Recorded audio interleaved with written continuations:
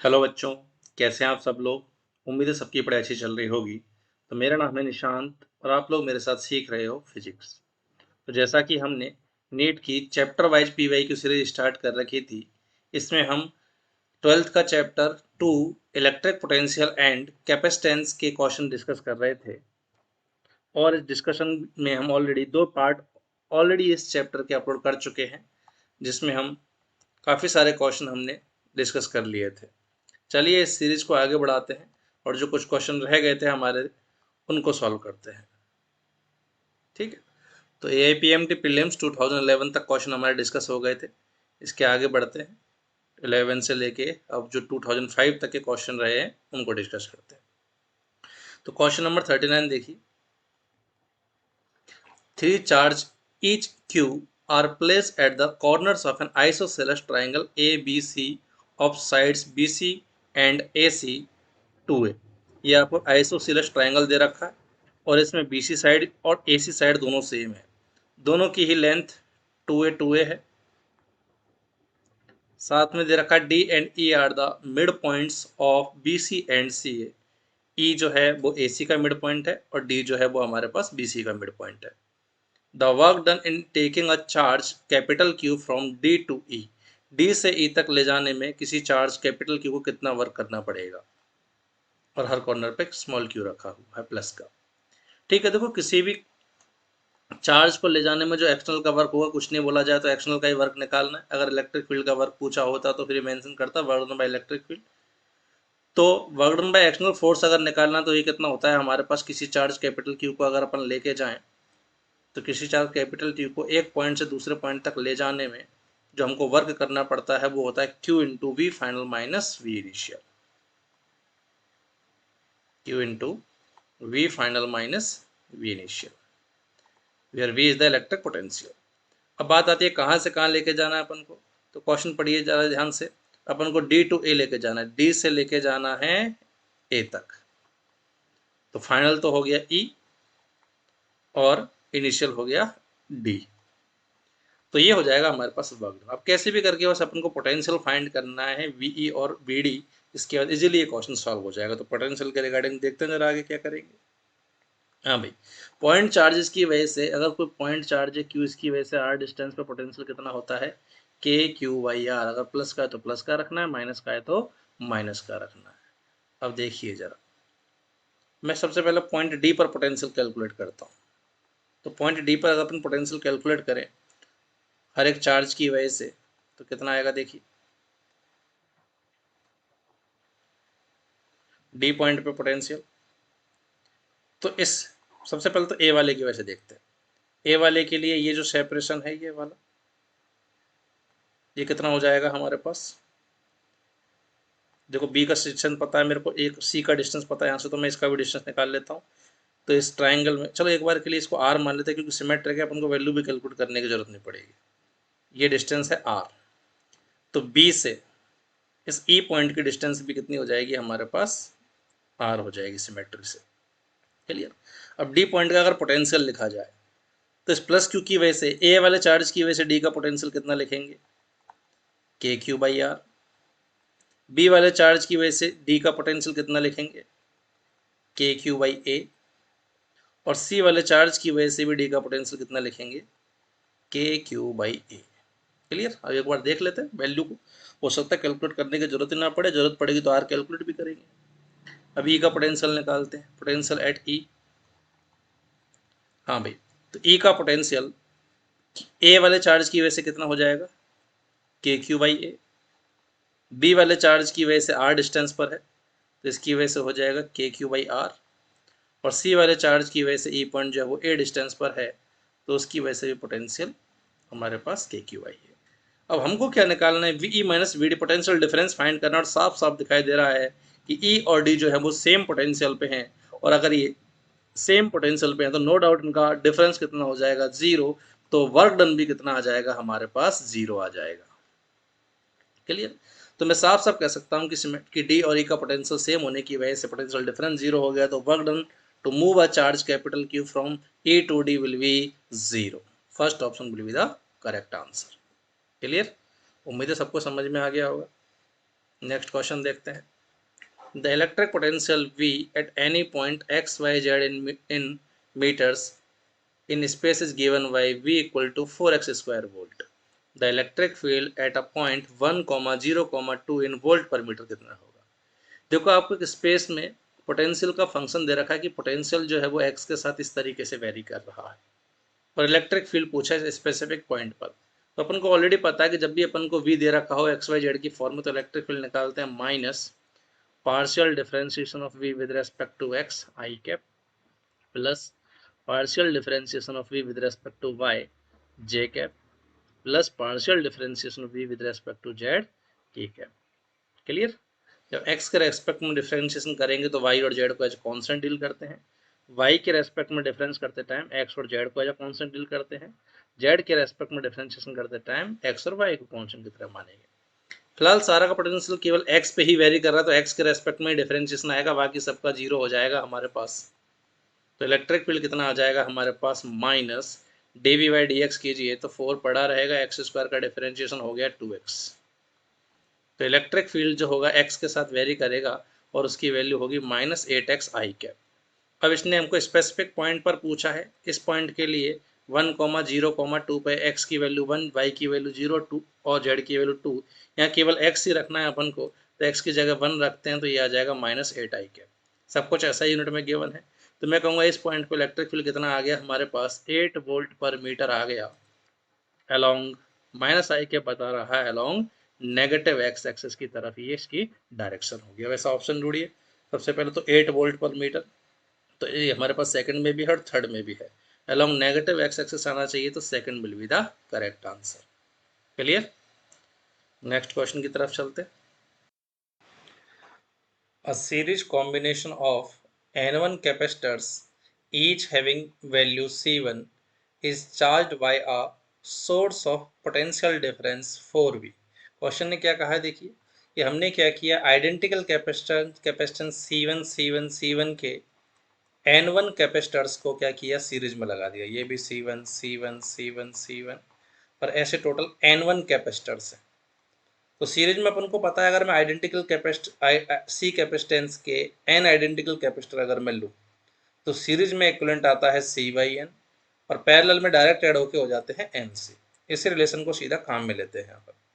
तो मैं कह सकता हूँ N1 कैपेसिटर्स जो हैं वो सीरीज में जुड़े हुए हैं, तो इनको हटा के मैं एक ही इक्विवेलेंट कैपेसिटर लगा देता हूँ C1 बाई N1 का। और क्वेश्चन ने कहा है कि इसको एक सप्लाई से कनेक्ट किया गया इस सर्किट को, मतलब इक्विवेलेंट को, जिसकी वोल्टेज है 4V। आगे पार्ट देखते हैं। When another parallel combination of N2 capacitors, इस बार क्या किया हमने क्या किया है, पैरेलल कॉम्बिनेशन लिए हैं कैपेसिटर्स के और ऐसे टोटल कितने कैपेसिटर लिए हैं N2, each of value C2, हर एक की वैल्यू भी दे रखी है C2 C2 C2 है।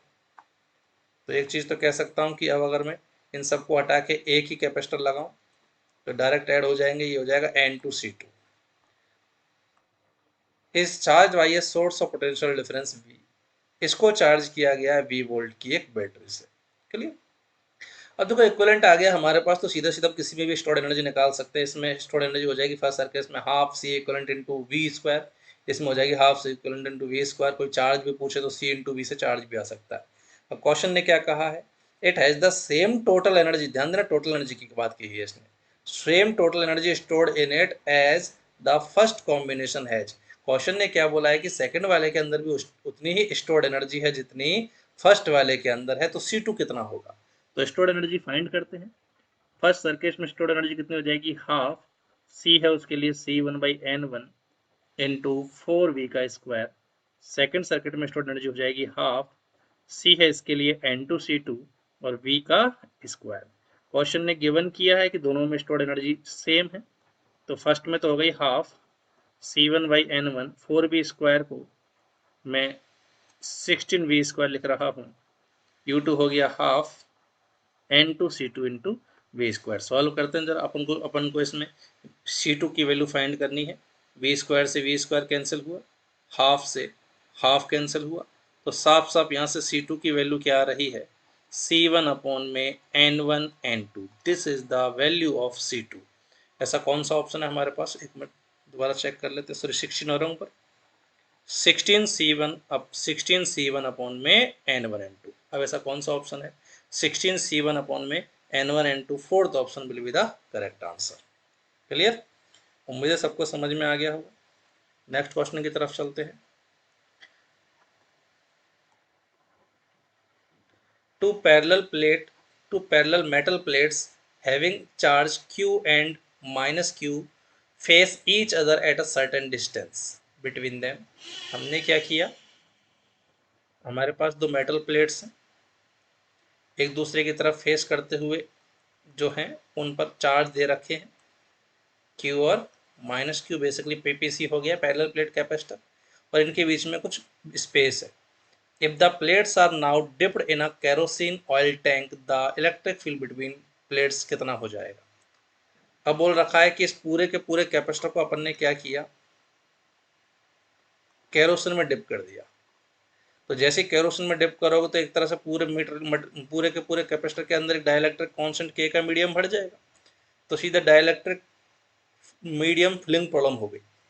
पहले अगर इसके अंदर वैक्यूम था तो इलेक्ट्रिक फील्ड था मान लो इसके अंदर E, हालांकि इसकी वैल्यू भी पता है पीपीसी के लिए होती है Q/A। अब जैसे पूरे के अंदर एक मीडियम भर देंगे तो अपन को पता है मीडियम के अंदर जो इलेक्ट्रिक फील्ड आता है वो होता है E वैक्यूम बाई K। तो नया इलेक्ट्रिक फील्ड हो जाएगा Q/A/0/K। K की वैल्यू हमेशा ग्रेटर देन 1 होती है, तो नो डाउट मैं कह सकता हूं कि इलेक्ट्रिक फील्ड अब रिड्यूस हो जाएगा, डिक्रीज हो जाएगा। इसने पूछा था electric field between the plates कितना हो जाएगा, हमारे पास decrease, third option will be the correct answer.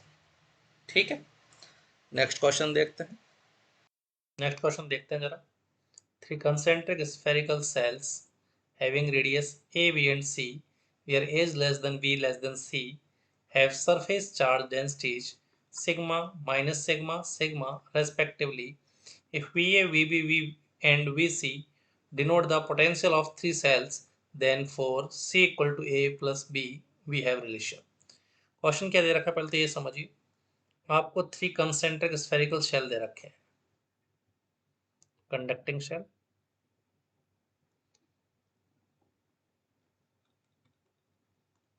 और साथ में रिलेशन क्या दे रखा है, रेस्पेक्टिव रेडियस है, इसकी A, इसकी B, और C इस तरीके से है कि C की जो रेडियस है वो A और B का सम है। अब ये किसी भी A और B, A, B और C की इस रिलेशन को फॉलो करते हुए किसी भी जनरल वैल्यू के लिए अपन को रिलेशन निकालना, तो मैं ऐसा करता हूँ, डाटा मान लेता हूँ। मैं अंदर वाले A की रेडियस मान लेता हूँ कैपिटल R, B वाले की रेडियस मान लेता हूँ 2R, क्योंकि अगर ये हमारा, और C वाले की रेडियस कितनी लेनी पड़ेगी, A और B का सम 3R लेनी पड़ेगी। तो बेसिकली मैंने क्या किया, C equal to A plus B को सेटिस्फाई करने वाला एक डाटा मान लिया। अगर ये A और B की किसी भी जनरल वैल्यू के लिए वैलिड है तो ये इन डाटाज के लिए भी वैलिड हो जाएगा, इनसे भी हमारा आंसर आ जाएगा। जिससे बेसिकली कर क्या रहा हूँ मैं, कैलकुलेशन को बाईपास कर रहा हूँ ताकि कैलकुलेशन थोड़ी सी मेरी कम हो। अब इस पर चार्ज दे रखा है सिग्मा, इस पर माइनस सिग्मा, इस पर सिग्मा, ये चार्ज डेंसिटी दे रखी है। तो रेस्पेक्टिव अगर मैं चार्ज फाइंड करूँ तो A का चार्ज हो जाएगा सिग्मा इंटू 4πr², इसको चलो मैं कैपिटल Q नाम ले लेता हूँ। तो B का चार्ज अपन लिखेंगे माइनस सिग्मा इंटू 4π 2R का होल स्क्वायर, यहाँ से 2 का स्क्वायर एक्स्ट्रा मिल रहा है तो this will B -4 into sigma 4πr²। इस टर्म को मैंने Q कहा है तो ये हो जाएगी -4Q। सिमिलरली C का चार्ज जो अपन एज्यूम करेंगे वो कितना हो जाएगा, सिग्मा इंटू 4π 3R का होल स्क्वायर, यहाँ से 3 का स्क्वायर मिल जाएगा तो ये 9Q चार्ज हो जाएगा। तो बेसिकली मैं क्या मान सकता हूँ यहाँ पे, जो मैंने डाटा लिया उसके हिसाब से, कि अंदर वाले स्फीयर पे चार्ज है Q, 2R वाले पे चार्ज है माइनस का 4Q, और 3R वाले पे चार्ज है 9Q। अब इन रेस्पेक्टिवली C, B और A, इन तीनों कंडक्टर का पोटेंशियल निकालना और अपन को कंपैरिजन करनी है कि किसका ज्यादा है, कम है, बराबर है, क्या है। चलिए, अब देखो रिलेशन क्या है हमारे पास, कि जब भी अपन को इस तरह से कंडक्टिंग सेल दे रखी हो तो इस पे चार्ज आएगा, अगर Q है तो यहाँ इंडक्शन से -Q आ जाएगा, फिर चार्ज कंजर्वेशन लगाएंगे अपन, तो इंडक्शन करा के पोटेंशियल लिखते हैं। लेकिन जब स्फेरिकल सेल्स हों तो उस टाइम पे बिना इंडक्शन के भी अपन पोटेंशियल के फॉर्मूले लगा के सीधा सीधा लिख सकते हैं, आंसर मैथमेटिकली आंसर सेम ही आते हैं। तो ज़्यादा कैलकुलेशन की तरफ ना जाते हुए मैं बिना इंडक्शन के ही पोटेंशियल लिख रहा हूँ, क्योंकि मैथमेटिकल रिजल्ट सेम आते हैं। तो अगर सी पॉइंट का पोटेंशियल लिखें तो देखो कितना आएगा। तो सी पॉइंट का पोटेंशियल, सी जो है वो 9Q की सरफेस पे है, तो इसकी वजह से पोटेंशियल उतना ही होगा जितना इसकी सरफेस पे होता है इस होल स्फीयर की, that is K 9Q/3R। -4Q और Q के लिए आउटर पॉइंट हो गया जिसकी डिस्टेंस है सेंटर से 3R, तो आउटर वाला फॉर्मूला लगाएंगे तो -4Q की वजह से C का पोटेंशियल होगा -4KQ बाई रेडियस सेंटर से डिस्टेंस 3R, प्लस Q की वजह से C का पोटेंशियल हो जाएगा प्लस का KQ बाई 3R। सबको ऐड करते हैं तो प्लस का 9 प्लस का 1 माइनस का 4, तो ये हो जाएगा 10 - 4 से 6KQ बाई 3R, या बोल दो 2KQ बाई R। इतना पोटेंशियल होगा कंडक्टर C का। सिमिलरली अगर मैं बी का पोटेंशियल निकालूं तो जो बी पॉइंट है वो सी के अंदर हो गया, और अंदर वाले पॉइंट्स पे स्फीयर की वजह से उतना ही पोटेंशियल होता है जितना उसकी सरफेस पे होता है। तो सी की वजह से बी का पोटेंशियल कितना लिखेंगे, के 9Q बाई 3R, क्योंकि उसकी सरफेस पे इतना ही है।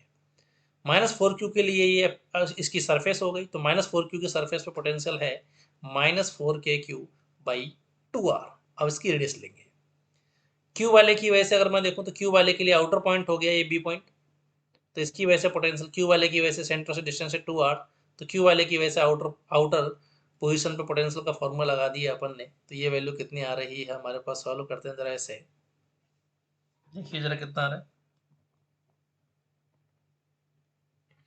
सो दिस वैल्यू इज, ये हो गया हमारे पास 3KQ by R, and this is -2KQ by R plus KQ by 2R। ठीक है, तो ये आ गया हमारे पास 3 में से 2 गया, KQ by R plus KQ by 2R, so 3/2 KQ by R is the potential of conductor B। ठीक है, अब कंडक्टर C का पोटेंशियल, यहाँ A का पोटेंशियल निकालते हैं। तो A कंडक्टर जो है वो C और B दोनों के ही अंदर हो गया, तो दोनों की वजह से अंदर उतना ही होगा जितना रेस्पेक्टिव की सरफेस पे है। तो 9Q की सरफेस पे कितना है, K 9Q by 3R, -4Q की सरफेस पे कितना है, K -4Q बाई 2R। अब Q वाले के लिए भी उतना ही आ जाएगा जितना इसकी सरफेस पे है, तो KQ बाई R।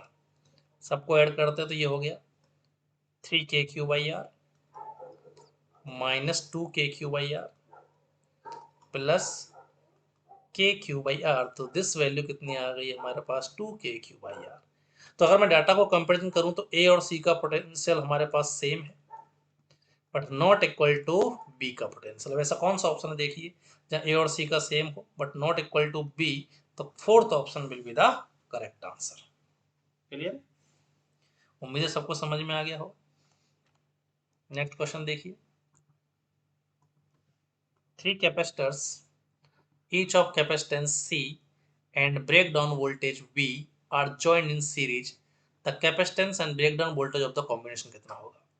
आपसे बोला हमारे पास के 3 आइडेंटिकल कैपेसिटर्स हैं, C कैपेसिटेंस, और इनका ब्रेकडाउन वोल्टेज है V।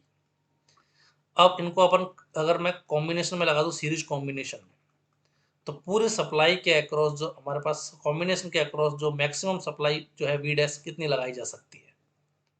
क्लियर, अब देखो हमारे पास अगर ये आइडेंटिकल कैपेसिटर, अपन को पता है सीरीज में जो पोटेंशियल डिफरेंस होता है वो इनवर्सली प्रोपोर्शनल होता है कैपेसिटेंस के। अगर कैपेसिटेंस अलग होती तो हर एक के अक्रॉस पोटेंशियल डिफरेंस अलग अलग आता। अब कैपेसिटेंस सेम है तो हर एक के अक्रॉस कितना आ जाएगा, सेम ही आ जाएगा। टोटल का कितना हो जाएगा, 1/3 B/3 B'/3 और B'/3। तो मैं कह सकता हूँ हर कैपेसिटर के अक्रॉस कितना होगा पोटेंशियल, B'/3। लेकिन हर एक कैपेसिटर का जो ब्रेकडाउन वोल्टेज है वो V है, तो मैं कह सकता हूं कि किसी भी कैपेसिटर के अक्रॉस आने वाला ये जो पोटेंशियल डिफरेंस है ये इसके ब्रेकडाउन वोल्टेज के बराबर या उससे कम ही रहना चाहिए। ये कैपेसिटर के अक्रॉस आने वाला पोटेंशियल जो है, पोटेंशियल डिफरेंस जो है, ये ब्रेकडाउन वोल्टेज से ज्यादा नहीं हो सकता। तो अगर ब्रेकडाउन वोल्टेज हर एक का V है तो मैं कह सकता हूँ आइडेंटिकल है सबके, तो किसी भी एक से रिजल्ट निकाल लीजिए। तो अगर एक से रिजल्ट अगर मैं देखूँ तो किसी भी कैपेसिटर पर कंपेयर कर लीजिए। तो अगर मैं यहाँ देखूँ तो इस कैपेसिटर के अक्रॉस पोटेंशियल डिफरेंस आ रहा है V/3, B'/3 आ रहा, तो ये B'/3 इसके ब्रेकडाउन वोल्टेज से कम नहीं हो सकता, ज़्यादा नहीं हो सकता, इससे कम ही होना चाहिए। तो यहाँ से V' की वैल्यू क्या हो जानी चाहिए, less than equal to 3B। तो मैं कह सकता हूँ पूरे सप्लाई, पूरे का पूरा जो सर्किट है हमारे पास, इस सर्किट के अक्रॉस जो अपन पोटेंशियल लगा सकते हैं वो क्या होना चाहिए, सर्किट के अक्रॉस जो पोटेंशियल है वो 3B या इससे कम ही होना चाहिए, 3B से ज़्यादा नहीं लगा सकते। तो सर्किट का ब्रेकडाउन वोल्टेज तो कितना हो गया, 3B। तो सर्किट का ब्रेकडाउन वोल्टेज तो कितना आ गया, 3B। आइडेंटिकल है ऐसे भी कंपेयर कर सकते थे कि ये भी सेंड कर सकता है, तो सब कुछ आइडेंटिकल। तो यहाँ अगर ये आइडेंटिकल हैं तो तीनों पे एक साथ पोटेंशियल सेम ही आएगा, तो इसके अक्रॉस मैक्सिमम वी आ रहा है, तो उसी टाइम पे इसके अक्रॉस भी मैक्सिमम वी आ जाएगा, उसी टाइम पे इसके अक्रॉस भी मैक्सिमम वी आ जाएगा, तो पूरे कॉम्बिनेशन के अक्रॉस मैक्सिमम 3 वी आएगा। क्लियर। लेकिन ये मेथड हमारे पास केवल तब लगता जब आइडेंटिकल होते। अगर मान लो ये हमारे पास आइडेंटिकल नहीं होते, अलग अलग वैल्यू आ रही होती, अलग अलग कैपेसिटेंस दे रखी तो हम क्या करते, V1 V2 V3 निकालते, फिर देखते V1 जो है वो उसके BVD से कम होना चाहिए, फिर B2 जो है वो ब्रेकडाउन से कम होना चाहिए, V3 भी ब्रेकडाउन से कम होना चाहिए, फिर जिससे लीस्ट आता वो हमारा आंसर रहा होता। खैर फिलहाल सिंपली हो गया। साथ में बोला कैपेसिटेंस कितनी होगी, तो सीरीज कॉम्बिनेशन में C लगा दिया जाए तो C इक्वल कितना हो जाएगा, रेड्यूस होकर C/3, तो आंसर आ जाएगा C/3 एंड 3B। कौन सा ऑप्शन है, second option. Clear. Next question की तरफ चलते हैं। The electric potential at a point x, y and z is given by this relation और इलेक्ट्रिक फील्ड पूछा है। फिर से वही क्वेश्चन, सेम तरह के कॉन्सेप्ट है कि अगर अपन को इलेक्ट्रिक पोटेंशियल दे रखा है तो अपन इलेक्ट्रिक फील्ड कैसे निकालते हैं। एक्स वाई जेड की फॉर्म में अगर ये दे रखा है तो इलेक्ट्रिक फील्ड आता है हमारे पास negative partial differentiation of V with respect to x, इससे एक्स कंपोनेंट आता है। Then partial differentiation of V with respect to y, इससे जे कंपोनेंट आता है। And partial differentiation of v with respect to z, इससे k component आता है। जब x के रेस्पेक्ट में डिफरेंशिएशन करेंगे तो y और z को कांस्टेंट मान के चलेंगे, और जब y के रेस्पेक्ट में डिफरेंशिएशन करेंगे तो x और z को कांस्टेंट मान के चलेंगे। एंड सिमिलरली जब z के रेस्पेक्ट में डिफरेंशिएशन कर रहे होंगे तो x और y को कांस्टेंट मान के चलेंगे। तो करते जरा डिफरेंशिएशन, तो माइनस, पहले x के रेस्पेक्ट में डिफरेंशिएशन करो, तो x के रेस्पेक्ट में डिफरेंशिएशन करेंगे तो y यहाँ पर पड़ा रहेगा और माइनस एक्स स्क्वायर का हो जाएगा -2x। साथ में x के रेस्पेक्ट में डिफरेंशिएशन करेंगे तो x का x के रेस्पेक्ट में 1 माइनस जेड क्यू साथ रहेगा, 4 का हो जाएगा 0। This is I cap component plus, अब y के रेस्पेक्ट में कर दे तो y का y के रेस्पेक्ट में 1 माइनस एक्स स्क्वायर रिमेनिंग रहेगा। y के रेस्पेक्ट में करते टाइम ये पूरी टर्म कांस्टेंट हो जाएगी, इसका डिफरेंशिएशन 0। अब z के रेस्पेक्ट में डिफरेंशिएशन करते हैं 4 का 0, x कांस्टेंट की तरह बिहेव करेगा, y भी कांस्टेंट की तरह बिहेव करेगा, तो this product will also act as constant. Z cube का तो हो जाएगा हमारे पास 3z² और माइनस एक्स मल्टीपल में रहेगा, माइनस अंदर मल्टीपल करते हैं तो इलेक्ट्रिक फील्ड की वैल्यू आ गई, माइनस अंदर मल्टीपल करोगे तो 2xy plus z cube i cap plus x square j cap plus 3xz² के cap. This will be the electric field varying with x y and z. ऐसा कौन सा ऑप्शन है देखिए, 2xy plus z cube, 2xy plus z cube ये हो रहा है, साथ में एक्स स्क्वायर भी है और 3xz² भी है, तो third option will be the correct answer. Clear. Next question की तरफ चलते हैं। The mean free path of electron in a metal is 4 × 10⁻8 metre. The electric field which can given an average 2 electron volt energy to an electron in the metal will be in units of volt per meter। आपसे बोला है कि mean free path, एक तरह से between two successive collision जो gap है, mean free path अब आपको दे रखा है d, that is 4 × 10⁻8 metre. Clear. अब यहाँ अगर कोई इलेक्ट्रॉन रख दिया जाए तो उस पर फोर्स लगेगा QE। क्लियर। और डी डिस्टेंस चलने पर फोर्स का जो वर्क होगा वो कितना हो जाएगा, उसका फोर्स इनटू डिस्प्लेसमेंट, इतना वर्क से उसको एनर्जी मिल जाएगी। तो इलेक्ट्रॉन पे इस मीन फ्री पाथ में चलने पर इलेक्ट्रिक फील्ड की वजह से इतना वर्क होगा तो इतनी एनर्जी मिल जाएगी, और ये एनर्जी जो है कितनी दे रखी है, एवरेज 2 इलेक्ट्रॉन वोल्ट। तो आपसे पूछा है इलेक्ट्रिक फील्ड कितना होगा, तो इलेक्ट्रॉन से इलेक्ट्रॉन कैंसिल, तो इलेक्ट्रिक फील्ड की वैल्यू आ गई 2b/d, सॉरी ये वोल्ट था हमारे पास, इलेक्ट्रॉन की जगह 1.6 रखते तो उसको मैंने इलेक्ट्रॉन के 4 से कैंसिल कर दिया ना, तो ये वैल्यू आ गई हमारे पास E इंटू डी की जगह रखते हैं SI यूनिट में 4 × 10⁻⁻8 और ये हो गया 2 वोल्ट। तो यहाँ से SI यूनिट में हमारे पास सारा आंसर आ जाएगा कितना, 1/2 × 10⁻8 वोल्ट पर मीटर। तो यहाँ से इलेक्ट्रिक फील्ड आ गया हमारे पास 5 × 10⁵ बन जाएगा, तो 5 × 10⁻7 वोल्ट पर metre. Third option will be the correct answer. ठीक है, नेक्स्ट क्वेश्चन देखते हैं। The energy required to charge a parallel plate condenser of plate separation D and plate area of cross section A such that the uniform electric field between the plates HE। ठीक है, question समझिए जरा क्या कहा है आपसे।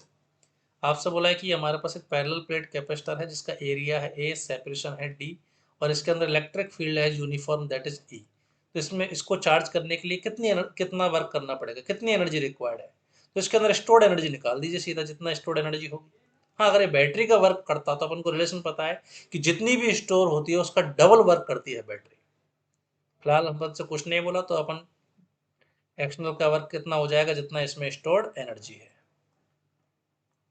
तो stored energy कितनी हो जाएगी, अगर V दे रखा होता पोटेंशियल डिफरेंस तो हाफ CV² बोल देता, और अपन को चार्ज दे रखा होता तो Q²/2C हो जाती। फिलहाल इलेक्ट्रिक फील्ड दे रखा है तो मैं बोल सकता हूँ energy density into electric stored energy कितनी हो जाएगी, energy density half ε0E², energy density into volume, rho into volume से सीधा सीधा हमारे पास क्या आ गई, स्टोर्ड एनर्जी।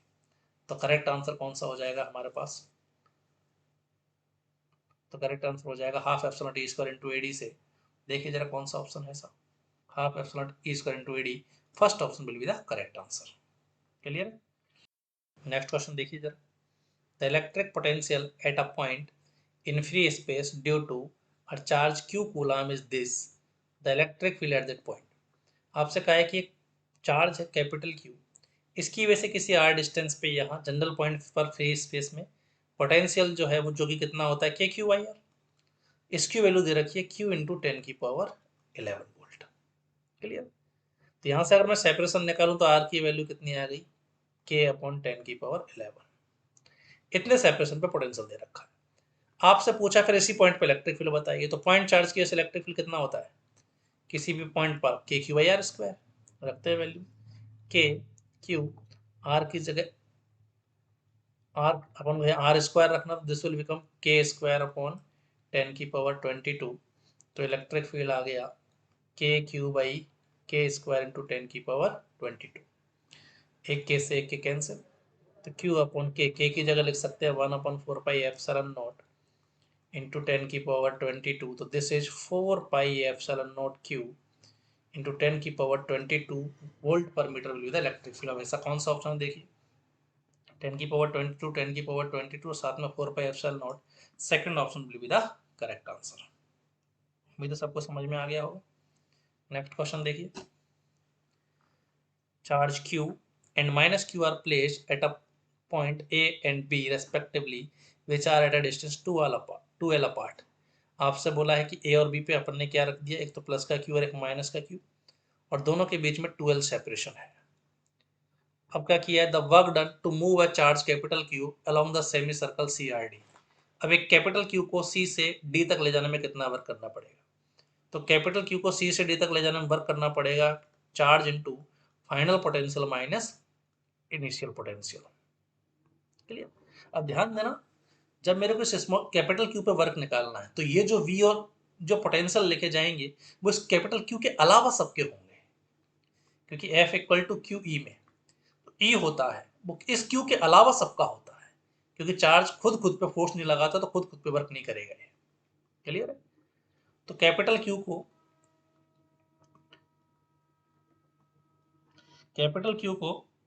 जब अपन को क्या करना है, C से लेकर B तक लेके जाना है,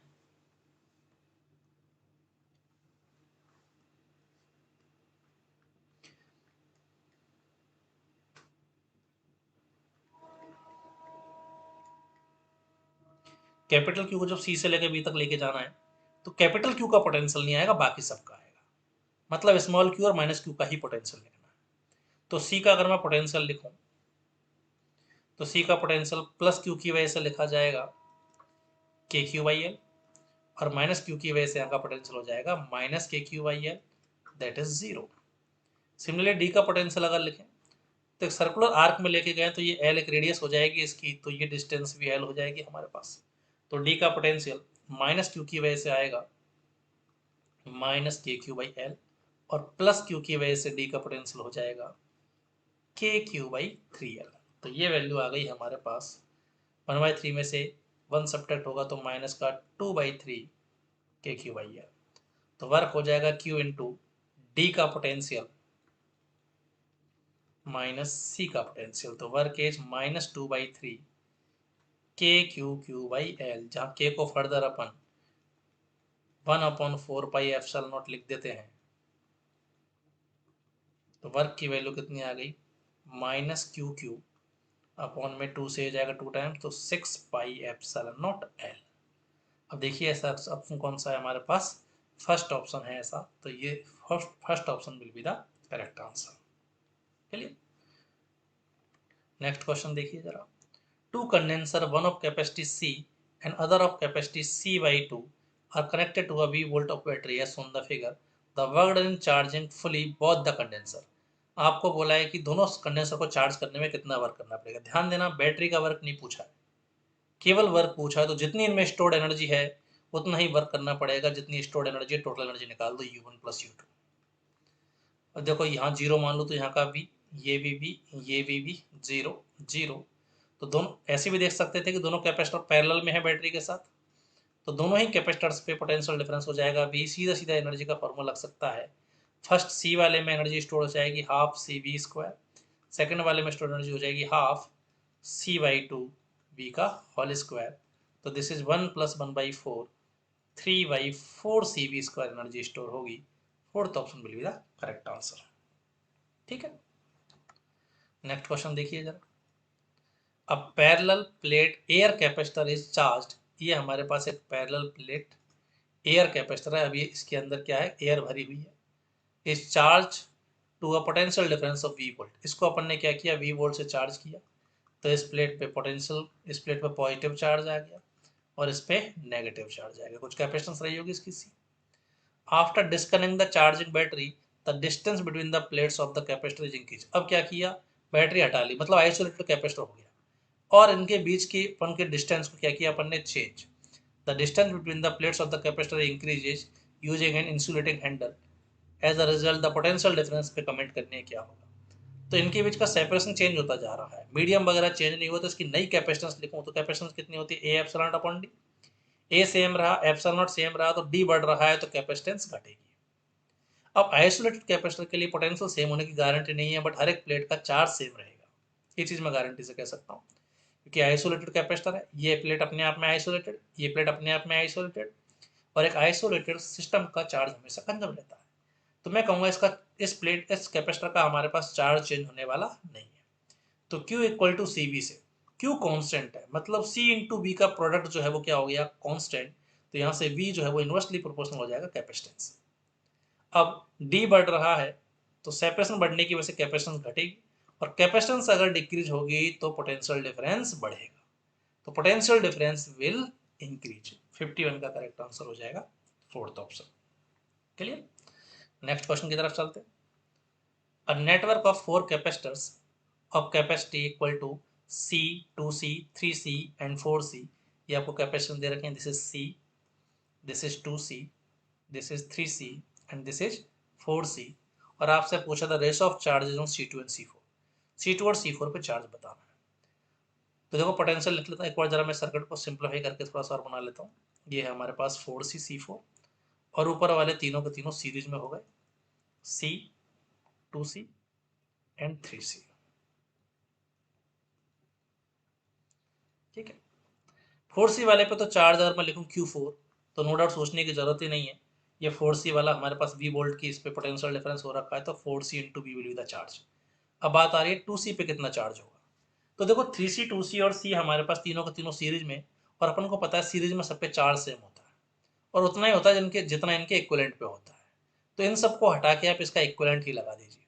तो 3C, 2C और C का इक्विवेलेंट कितना हो जाएगा, 1/C equivalent equal to 1/C1 + 1/C2 + 1/C3, यहाँ से C इक्विवेलेंट आएगा हमारे पास, एलसीएम ले लिया 6C, तो 6 + 3 + 2 दिस इज 11/60, यहाँ से ये 1/C इक्विवेलेंट आया है, तो C इक्विवेलेंट की वैल्यू हो जाएगी 6C/11। मतलब इस सब को हटा के मैं 6C/11 लगाया था, एक ही कैपेसिटर, तो जितना इस 2C पे होगा चार्ज उतना ही C पे होगा, उतना ही 3C पे होगा, उतना ही इनके सीरीज कॉम्बिनेशन पे होगा, तो मेरे को 2C का चार्ज निकालने के लिए 6C/11 पे ही चार्ज निकाल देना चाहिए। तो जैसे ही आप इस सबको हटा के एक 6C/11 लगाओगे तो सिनेरियो क्या बन जाएगा कि ये 4C है, और ऊपर इस सबको हटा के अपन ने 6C/11 लगा दिया, और ये यहाँ पर कनेक्टेड है बैटरी। तो बैटरी का पूरा पोटेंशियल डिफरेंस इसके अक्रॉस आ जाएगा। तो चार्ज ऑन टू कितना हो जाएगा, जितना इस इक्विवेलेंट पे है, और कितना हो जाएगा कैपेसिटेंस इनटू वोल्टेज। अब आपसे पूछा क्या है, Q2 और Q4 का रेशो पूछा, तो Q2 बाई Q4 फाइंड करते हैं। Q2 है 6 CV बाई 11 और Q4 है 4 CV। CV से CV कैंसिल, 2 से ये जाएगा 3 टाइम्स, ये 2 टाइम्स एंड 2 1 11 22। तो 3/22 second option will be the correct answer. Clear. Next question देखते हैं। As per this diagram a point charge Q is place at the origin. यह एक पॉइंट चार्ज रखा हुआ है।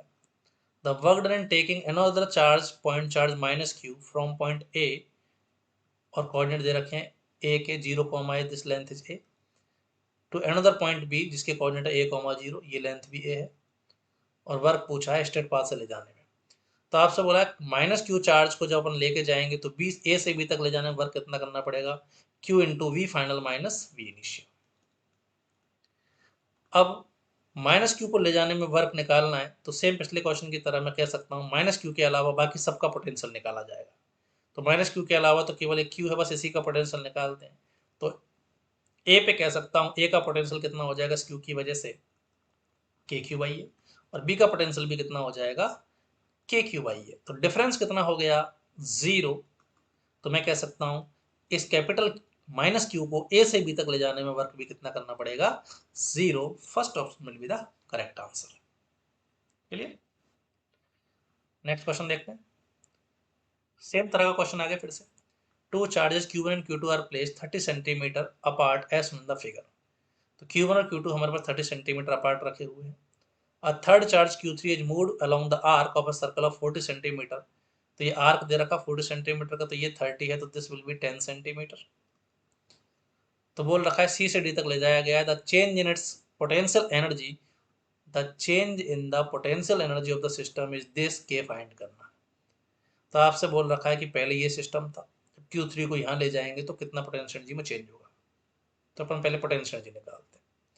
अभी अगर मैं देखूं तो पोटेंशियल एनर्जी जो है, वैसे अगर तुम ध्यान से देखो तो सीधा ऐसे भी कर सकते हो। देखो Q1 Q2 के अरेंजमेंट में तो कोई चेंज नहीं हुआ, तो जितना हमारे पास Q3 की पोटेंशियल एनर्जी में चेंज हुआ है उतना ही सिस्टम की पोटेंशियल एनर्जी में चेंज होगा। तो आप सीधा सीधा Q3 की पोटेंशियल एनर्जी में चेंज निकाल दो, और Q3 की पोटेंशियल एनर्जी में चेंज कितना होगा हमारे पास, charge of Q3 into potential difference.